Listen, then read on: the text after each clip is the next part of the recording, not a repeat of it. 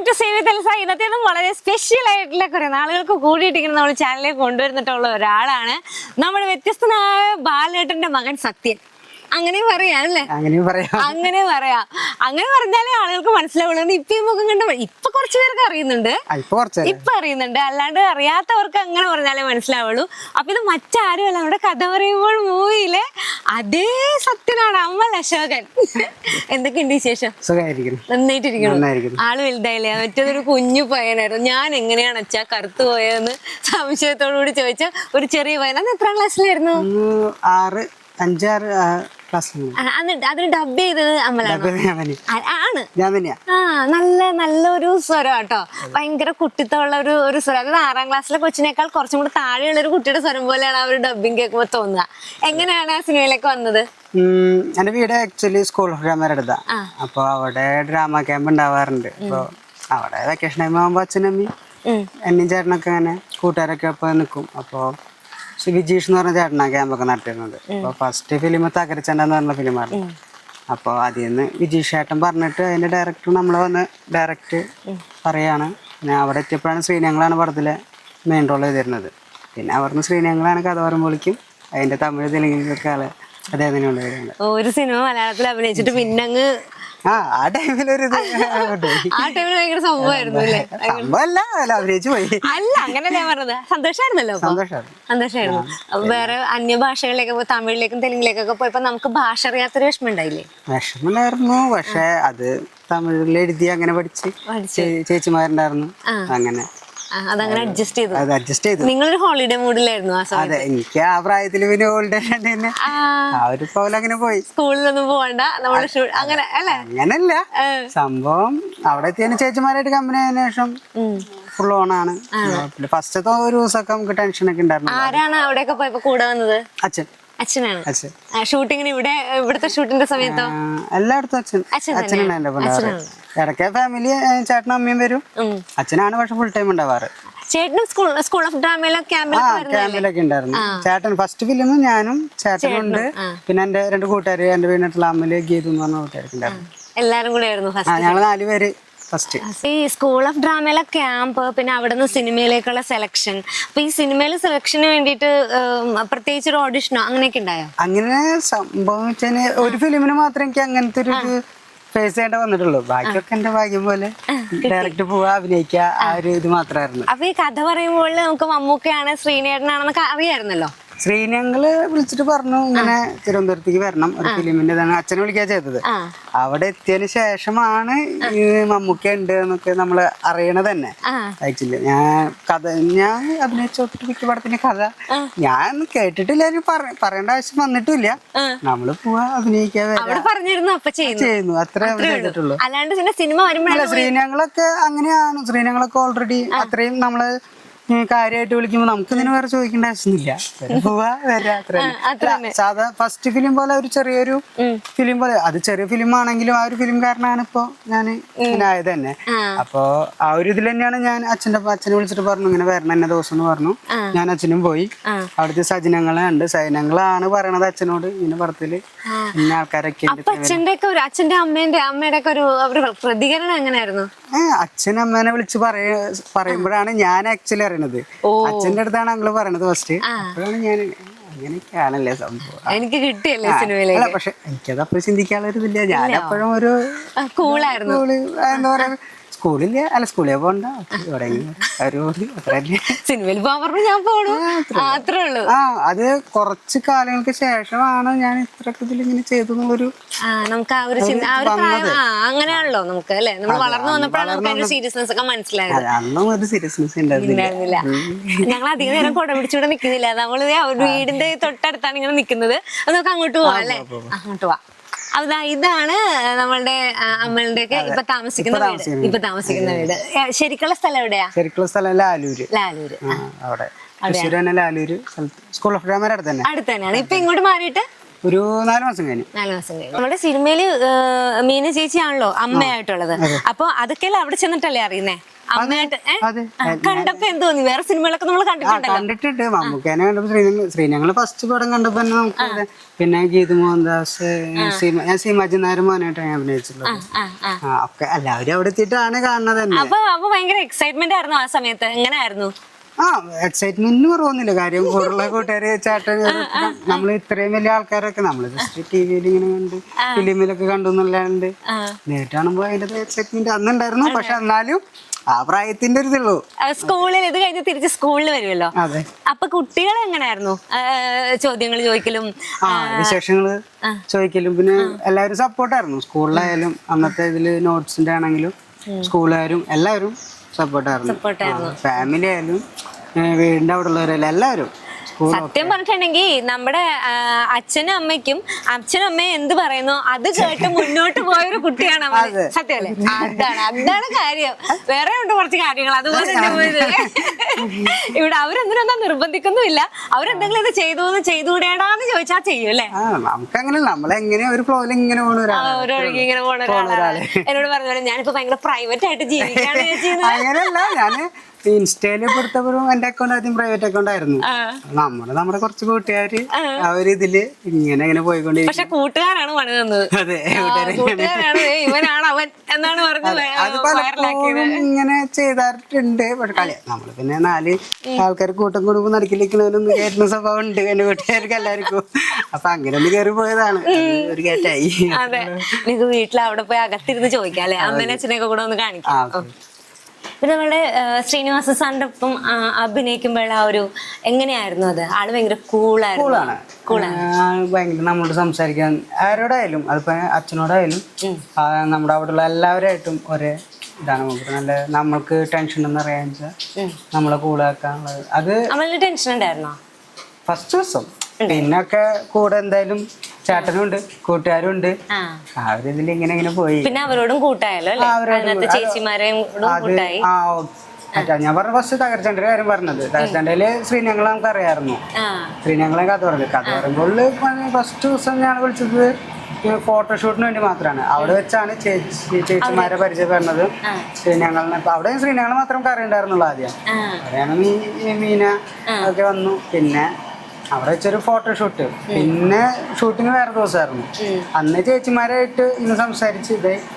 പിന്നെ സെറ്റിൽ വന്നപ്പോ ഒരു കുറച്ച് സമയം ഒരു തീർന്നു. അപ്പം അവിടെ ഡയലോഗ് ഒക്കെ പറയുമല്ലോ, അല്ല സീൻസ് എടുക്കുമല്ലോ. സീൻസ് എടുക്കുമ്പോ ഒറ്റ ടേക്കിലൊക്കെ ഓക്കെ ആവോ? അല്ലെങ്കിൽ എത്ര ടേക്ക് വരെ പോയി? ചിലത് അന്നത്തെ എനിക്ക് അങ്ങനെ കറക്റ്റ് ഓർമ്മയില്ല. സത്യം പറയാൻ അധികം അങ്ങനെ വന്നിട്ടില്ല. ഇല്ല കാര്യം ഓൾറെഡി നമ്മൾ സംസാരിക്കുമ്പോൾ സൈഡിൽ നിന്ന് ഓൾറെഡി നമ്മൾ സംസാരിക്കേണ്ട.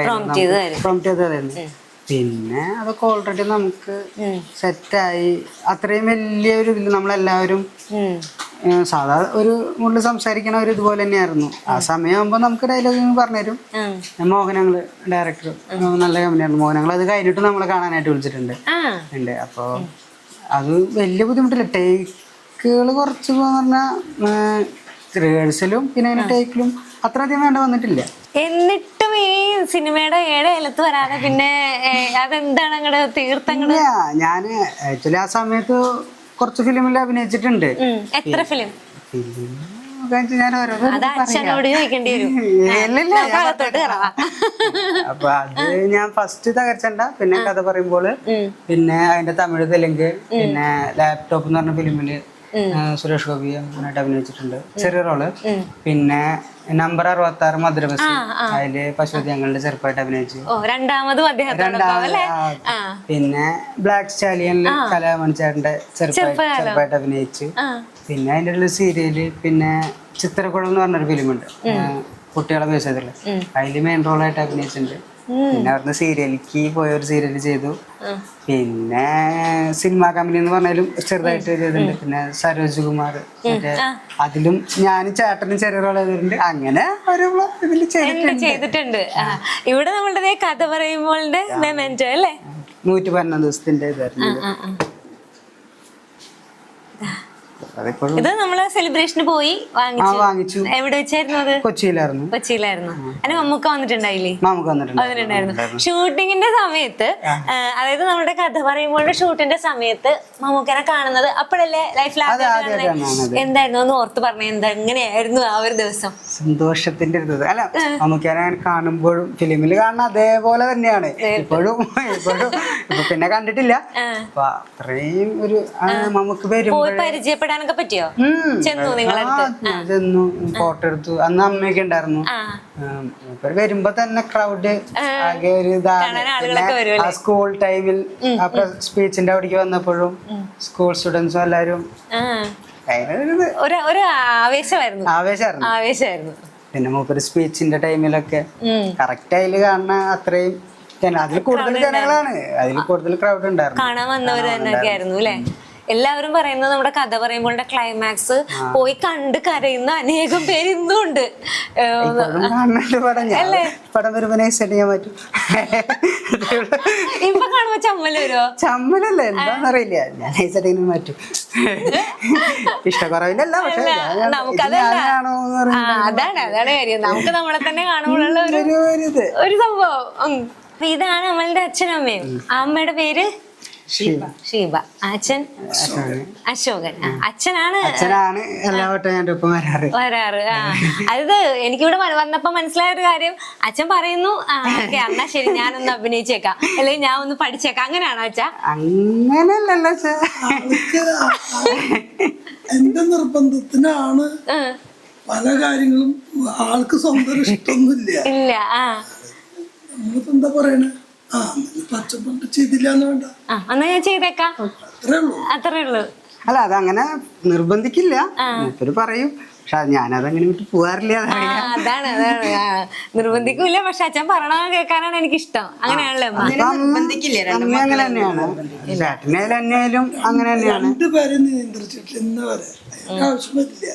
ഇതിലൊക്കെ പറഞ്ഞു കഴിഞ്ഞാൽ അവര് കേട്ടോളൂ. പാവല്ലേ നമ്മുടെ സത്യൻ. ആദ്യ പടമല്ല, രണ്ടാമത്തെ പടം. ആ പടത്തില്, അല്ലെങ്കിൽ ഇത്രയും ഹിറ്റായ ആ ഒരു പടത്തില് മോന്റെ പേര് സത്യൻ. ആ പേര് കുറച്ച് പഴഞ്ചനായി പോയെന്ന് തോന്നിയായിരുന്നു ആ സമയത്ത്? ഒന്നും തോന്നിയില്ല. അല്ലെങ്കിൽ നമ്മുടെ കുട്ടികൾക്ക് അന്നത്തെ കാലത്ത് ആ ഒരു സമയല്ലേ, അപ്പൊ ഈ ഒരു സമയത്ത് കുട്ടികൾക്ക് കുറച്ചും കൂടി നല്ല അടിപൊളി പേര് വേണം എന്നൊക്കെ ഒരു ആഗ്രഹം വരില്ലേ? ഫസ്റ്റ് ഫിലിമില് ചൊക്കെന്നല്ലേ പേര്? അയ്യോ, അതിലും നല്ല പേരാണ് സത്യം. അച്ഛനന്ന് സൂട്ട് കേസ് ഉപയോഗിച്ചിരുന്നതാണ്. അതിൽ ആ സൂട്ട് കേസിൽ ഓൾറെഡി അച്ഛൻ ചൊക്കെന്ന് തന്നെയാണ് എഴുതിയിട്ടുള്ള സൂട്ട് കേസില്. അപ്പൊ പേരിനൊന്നും നമുക്കൊരു പെട്ടിപ്പോഴുണ്ട്. അതെല്ലേ? ഞാൻ ചുമ്മാ ഒന്ന് ചോദിച്ചതാ. സാധാരണ പിള്ളേർക്ക് ഇങ്ങനെ സത്യൻ നസീർ എന്നൊക്കെയുള്ള പേര് കേൾക്കുമ്പോൾ പഴയ പേരല്ലേ എന്നൊരു ചിന്ത ചെറുത്. സത്യൻ സാറിനോടുള്ള ഇഷ്ടം കൊണ്ടാണെന്നുള്ളത്. അപ്പൊ അങ്ങനെ ഇത്രയും പടം കഴിഞ്ഞപ്പോ പിന്നീട് വേണമെങ്കിൽ ഒന്ന് അച്ഛനെ നിർബന്ധിക്കായിരുന്നു കേട്ടാ, നിനക്ക് ഒന്ന് നോക്കിക്കൂടെയാന്ന് ചോദിക്കായിരുന്നു. അച്ഛൻ ചോദിച്ചായിരുന്നു. അപ്പൊ ഞാൻ പറഞ്ഞു വരുമ്പോ ചെയ്യാം. പിന്നെ ഞാൻ ആ വഴിക്ക് പോയി പിന്നെ അച്ഛനെ നിർബന്ധിക്കാനും അങ്ങനെ നിന്നില്ല. അച്ഛനായാലും അമ്മയായാലും രണ്ടുപേരും ഒന്നും നിർബന്ധിച്ചൊന്നുമില്ല. പിന്നെ അച്ഛൻ പറഞ്ഞിട്ട് വേറൊരു കാര്യം പഠിച്ചിട്ടുണ്ട് ആള്, അതൊന്ന് പറയാവോ? സപ്ലൈ ആയപ്പോ നിർത്തി പറഞ്ഞ കംപ്ലീറ്റ് ചെയ്തു. സപ്ലൈ ആയപ്പോ മടി. പിന്നെ അച്ഛൻ പറഞ്ഞു എഴുതില്ലേ ചോദിച്ചു, അങ്ങനെ എഴുതാം. പിന്നെ ഞാൻ വഴിക്ക് പോയില്ലേ. വക്കീലാവാനായിട്ട് അത്ര ഇഷ്ടമില്ല എനിക്കങ്ങനൊന്നുമില്ല. അച്ഛന് ഭയങ്കര ഇഷ്ടമായിരുന്നു എന്നെ, അല്ലെങ്കിൽ ചേട്ടനെ. പിന്നെ ഞാനപ്പോ പ്ലസ് ടു കഴിഞ്ഞിരിക്കുന്ന സമയത്ത് അറിഞ്ഞു. അപ്പൊ അച്ഛൻ പറഞ്ഞു ഞാൻ എൻട്രൻസിന് പോയി നോക്കുമ്പോ പറഞ്ഞു. പോയി. പിന്നെ അങ്ങനെ പോയി. പിന്നെ അതിന് പിന്നെ നിർബന്ധിക്കാൻ അങ്ങനത്തെ ഇതൊന്നുമില്ല. അതുകൊണ്ടായിരിക്കും പിന്നീടും വേറെ പിന്നെ അങ്ങനെ ഒരു ഇതിൽ പോയി നമ്മളെല്ലാരും ഒരൊഴുക്കിൽ ഇങ്ങനെ പോയിക്കൊണ്ടിരിക്കുകയായിരുന്നു, ശാന്തമായി പോയിക്കൊണ്ടിരിക്കുകയായിരുന്നു. അപ്പൊ ഇവിടെ നമ്മുടെ കൂടെ ഇല്ലെങ്കിലും നമുക്ക് ചേട്ടനെ കുറിച്ചും കൂടെ അറിയണമല്ലോ. കാരണം തുടങ്ങി ചേട്ടന്റെ കാര്യം പറഞ്ഞുകൊണ്ടിരിക്കുകയാണ്. ചേട്ടൻ വർക്കിലാണ്. പേരെന്താണ് ചേട്ടൻ? അഷിൽ. അപ്പൊ ലീവ് കിട്ടിയിട്ടില്ല. മൂപ്പര് ജസ്റ്റ് വരാതെ പറഞ്ഞിട്ടുണ്ടല്ലേ, വിചാരിക്കാം. അതെ. പിന്നെ അമൽ എന്താ ചെയ്യണേന്ന് നമ്മൾ ചോദിച്ചില്ലല്ലോ. പറ, ഇപ്പൊ എന്താ അമൽ ചെയ്തോണ്ടിരിക്കുന്നത്? അക്കൗണ്ട്സിൽ വർക്ക് ചെയ്യാണ്. ആക്ച്വലി ഇവിടെ ഒരു NBFC ഉണ്ട്. അപ്പൊ അവിടെ വർക്ക് ചെയ്യുന്നു. അവിടെ സന്തോഷമായിട്ട് ഇങ്ങനെ വർക്ക് ചെയ്തോണ്ടിരിക്കുകയാണ്. പണ്ടൊക്കെ ഈ സിനിമയിൽ അഭിനയിച്ച സമയത്തൊക്കെ എല്ലാരും തിരിച്ചറിയായിരുന്നല്ലോ അല്ലേ? അത് കഴിഞ്ഞിട്ട് പിന്നെ ഇപ്പൊ ഒന്നും ആൾക്കാർ തിരിച്ചറിയുന്നുണ്ടോ? എന്നെ കുറച്ച് നാൾ മുന്നേ ഒരു ശരിക്ക് കിട്ടിയായിരുന്നു. കാര്യം ഫേസിന് മാറ്റില്ല എന്നാണ് അദ്ദേഹം പറയണത്. എനിക്ക് തോന്നിട്ടില്ല. എനിക്ക് വ്യത്യാസം വന്നതായിട്ട് തോന്നി. മുടിയൊക്കെ വ്യത്യാസം വന്ന പോലെ എനിക്ക്. മുടിപ്പ് പറ്റുകൊണ്ട് അപ്പൊ അത് ഈ പിന്നെ കൊറേ കഴിഞ്ഞപ്പോ ഇതായി ആൾക്കാർക്ക് നോക്കുമ്പോ എവിടെയോ കണ്ടുപരിച്ചെന്നുള്ളത് പിന്നെ ഞാനായിട്ട് പോയിട്ടൊന്നും പറയാറില്ല. അപ്പൊ അങ്ങനെ ചിലടത്ത് പോകുമ്പോഴൊക്കെ ഓരോരുത്തർ തിരിച്ചറിയണത് ചമ്മലാണോ? ചമ്മലൊന്നുമില്ല, പക്ഷെ എനിക്കായിട്ട് അങ്ങോട്ട് പറയാൻ ഇഷ്ടമല്ല, അത്രേ ഉള്ളൂ. കാര്യം ഓൾറെഡി പിന്നെ ഈ വീഡിയോ ഇറങ്ങിയതിനു ശേഷം കാണുമ്പോൾ പെട്ടെന്ന് മനസ്സിലാക്കാറുണ്ട്. ഞാനിപ്പോ വർക്കിന്റെ കാര്യമായിട്ട് വേറെ ഓഫീസിൽ പോയിട്ട് റിട്ടേൺ എന്റെ ഓഫീസിലെത്തിയപ്പോ എന്റെ ഒപ്പം വർക്ക് ചെയ്യുന്ന ചേച്ചിയുണ്ട്, സ്വാതി എന്ന് പറഞ്ഞാൽ. ആ ചേച്ചി പറഞ്ഞു അമ്മ നിന്നെ കണ്ടു എന്ന് പറഞ്ഞിട്ട് അങ്ങനെ ആണോ? സന്തോഷമുണ്ട്. നമുക്ക് ആ വീഡിയോ അങ്ങനെ ഞാൻ പറഞ്ഞല്ലോ, ഞാൻ പബ്ലിക് ആക്കിയതിന് ശേഷം എനിക്ക് ഒരുപാട് മെസ്സേജ് വന്നിട്ടുണ്ടായിരുന്നു. അതിലൊക്കെ ഓരോരുത്തരുടെ മെസ്സേജ് വായിക്കുമ്പോൾ തന്നെ നമുക്ക് വന്നിട്ടുണ്ട്. കാര്യം നമ്മളെ ആ ഒരു ക്യാരക്ടർ സിനിമേനെയും ആ സിനിമ അത്രയും അടിപൊളി ആയതുകൊണ്ടാണ് എന്നെ വരെ മനസ്സിലാവുന്നത്. അതിൽ ഓരോരുത്തർ ഇങ്ങനെ സംസാരിക്കുന്നു, പറ്റുമെന്ന് വിചാരിച്ചില്ല അങ്ങനെയൊക്കെ പറഞ്ഞ് മെസ്സേജ് നമുക്കൊരു സന്തോഷമുണ്ട്. അത് ഞാനിങ്ങനെ മെസ്സേജ് വരുന്നു വിചാരിച്ചിട്ട് തന്നെയാണ് ആക്ച്വലി അത് പബ്ലിക് ആക്കിയത്. പബ്ലിക് ആക്കി മെസ്സേജ് കണ്ടപ്പോൾ ഒരുപാട് സന്തോഷം അല്ലേ? അപ്പൊ വീണ്ടും അഭിനയത്തിലേക്ക് ഒരു ചാൻസ് കിട്ടിയാ പോവും? അല്ല, അതിന് പോവാണ്ടിരിക്കാൻ എനിക്ക് ഇഷ്ടക്കുറവൊന്നുമല്ല. പക്ഷെ വഴി എങ്ങനെയോ മാറിപ്പോയതല്ലേ? പോയതിനു ശേഷം ഞാൻ പിന്നെ അങ്ങനെ പോയിട്ടില്ല. സത്യം പറഞ്ഞാൽ എനിക്ക് അന്നും ഞാൻ അത് സ്ട്രഗിൾ ചെയ്തിട്ടില്ല. കൂടുതലും ഭാഗ്യം കൊണ്ടാണ് എനിക്ക് കിട്ടിയിട്ടുള്ളത്. ഞാൻ ഓഡീഷൻസ് ഉണ്ടായിരുന്നില്ല. ഓഡീഷൻസ് ഇല്ലാണ്ട് ഇത്രയും വലിയ പടങ്ങളൊക്കെ അഭിനയിക്കാൻ പറ്റി. രജനീകാന്ത് ഒക്കെ അഭിനയിക്കാൻ പറ്റി. അപ്പോൾ അങ്ങനെ വെച്ച് നോക്കുമ്പോൾ പിന്നെ അതങ്ങോട്ട് ഒരു ബ്രേക്ക് താനെ വന്നതാണ്. പിന്നെ അതങ്ങോട്ട് ചിലപ്പോ ഇപ്പം വീണ്ടും അതിലേക്കുള്ള വഴിയായിരിക്കും തുറക്കുന്നത്. ചിലപ്പോ എനിക്കറിയില്ല, വരട്ടെ അല്ലേ? വന്നാലും ഇപ്പൊ എന്നോട് പലരും ചോദിക്കുമ്പോൾ ഞാൻ പറയാറുണ്ട്, എനിക്ക് ഇഷ്ടാണ്, പക്ഷെ നമ്മളെ കൊണ്ട് പറ്റുമെന്ന് അവർക്കും കൂടി തോന്നെങ്കിൽ മാത്രല്ലേ കാര്യമുള്ളൂ. അവിടെ പോയി ചാടി പോയിട്ട് എനിക്ക് പറ്റും എന്ന് പറയാനേ ഞാൻ ട്രൈ ചെയ്യാൻ എന്തിനും തയ്യാറാണ്, റെഡിയാണ്. നമ്മളുടെ ചേച്ചിമാരായിട്ട് അഭിനയിച്ചവരൊക്കെ ഇപ്പോഴും ഉണ്ടല്ലോ അഭിനയത്തിലൊക്കെ. അപ്പൊ അവരെപ്പോഴെങ്കിലും ചോദിച്ചിട്ടുണ്ടോ നിനക്ക് ചാൻസ് അന്വേഷിച്ചുകൂടി എന്നൊക്കെ? അങ്ങനെ ചോദിച്ചിട്ടില്ല. എന്താണ് ഞാൻ സത്യം പറയുമ്പോ വല്ലപ്പോഴും ഈ അടുത്താണ് രേവതി ചേച്ചിനെ കുറെ വർഷം ശേഷമായിട്ട് കാണുന്നത്. കണ്ടതിന് ശേഷം ഇപ്പൊ ഈ അടുത്ത് എറണാകുളത്ത് വെച്ച് കണ്ടായിരുന്നു, ഗുരുവായൂര്. ഞാൻ ഒരു വർക്കിന്റെ ഇടയില് മൂപ്പര് കല്യാണത്തിന്റെ ഇടയിൽ അങ്ങനെ കണ്ടത്. അങ്ങനെ പെട്ടെന്ന് കാണുമ്പോ ഞങ്ങൾക്ക് സംസാരിക്കാൻ അതൊന്നും ഇല്ല.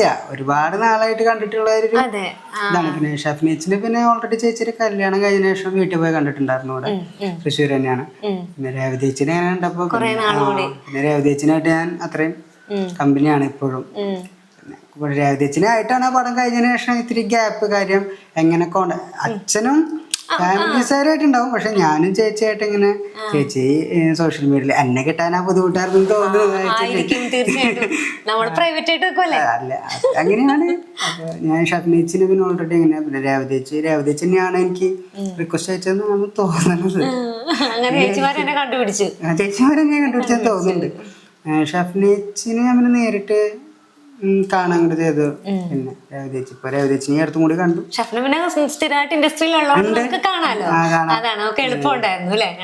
രേവതിച്ചിട്ട് ഇപ്പൊ കല്യാണം ആകാനായി.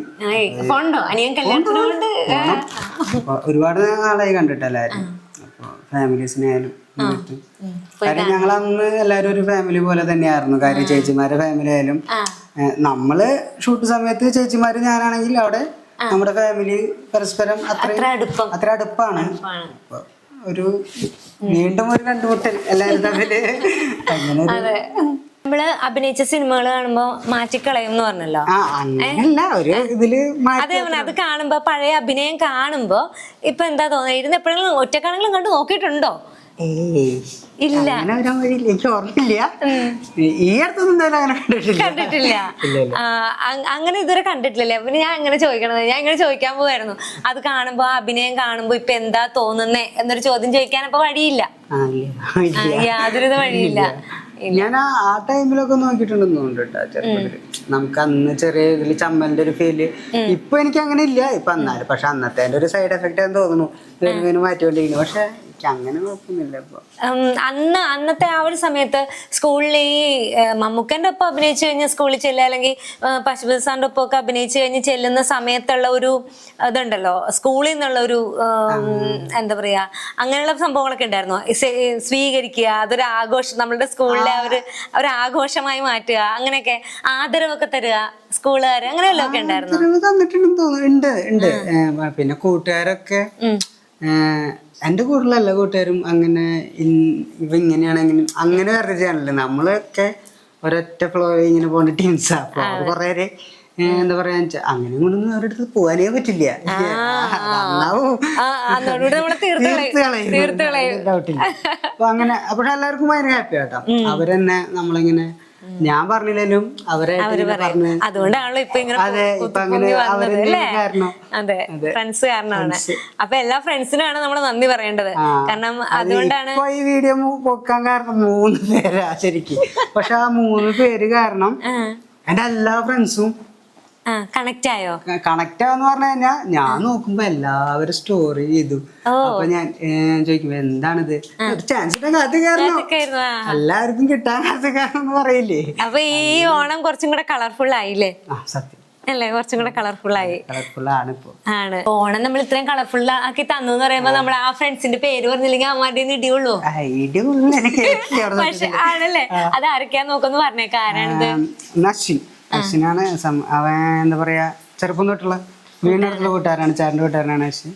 പിന്നെ ബ്ലസൻ എന്ന് പറഞ്ഞത് എന്റെ ഡയറക്ടർ സാറുടെ, ഞാൻ വർക്ക് ചെയ്യുന്ന ഡയറക്ടർ സാറിന്റെ മോനാണ്.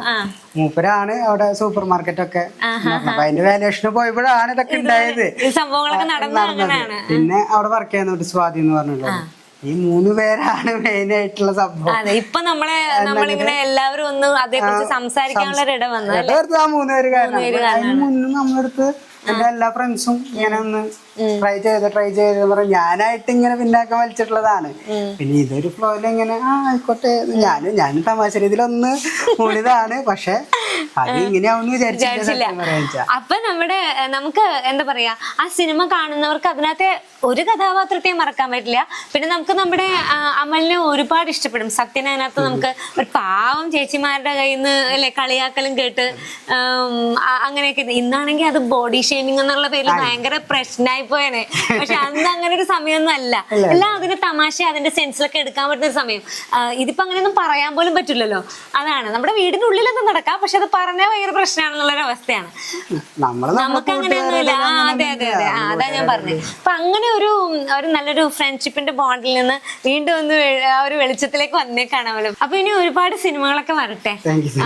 ഒന്നും കൂടെ നമുക്ക് എല്ലാവർക്കും അമലിന്റെ ആ ഒരു കഴിവൊക്കെ എല്ലാവർക്കും കാണാൻ പറ്റട്ടെ എന്ന് ആശംസിക്കുന്നു. ഒത്തിരി സന്തോഷം, ഒരുപാട് നന്ദി. അപ്പൊ ഹാപ്പി ഓണം.